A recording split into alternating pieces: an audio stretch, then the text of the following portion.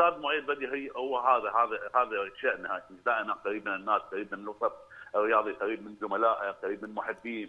يعني حقيقه يعني لا استطيع ان اتحدث بكلمات بسيطه او قليله عن هذا الاسم الكبير. لا، استاذ مؤيد بديهي علم مهم واسم لامع وكبير، كان له حضور ليس في الساحه العراقيه فقط وانما حتى في الساحه العربيه. يعني عندما نتحدث عن قطر الكل يعرف من هو مؤيد بديهي، الكل كان يتابع برنامجه حتى في الخليج، برنامج الكبير الرياضي في اسبوع.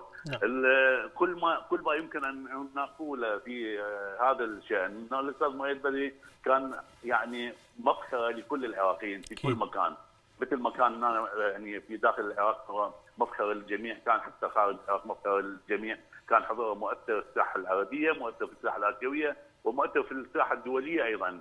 يعني المناصب اللي شغلها الاستاذ مؤيد بديهي لم يشغلها احد من قبل، يعني وصل الى المكتب التنفيذي للاتحاد الدولي، والكثير من العديد من اللجان اللي كان عنصر فاعل ومهم فيها.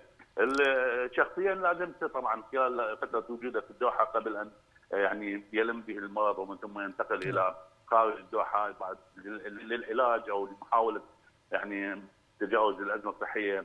كان دائما يعني حريص على ان يتحدث او يبحث في ماهيه السبل اللي كفيله بان تطور الرياضه العراقيه وكره القدم على وجه الخطوط، ولذلك هو يعني كان يقدم نصائح دائما ليس لنا فقط وانما لكل من ياتي الى قطر مع الوفود الرياضيه اللي كانت تزور الدوحه.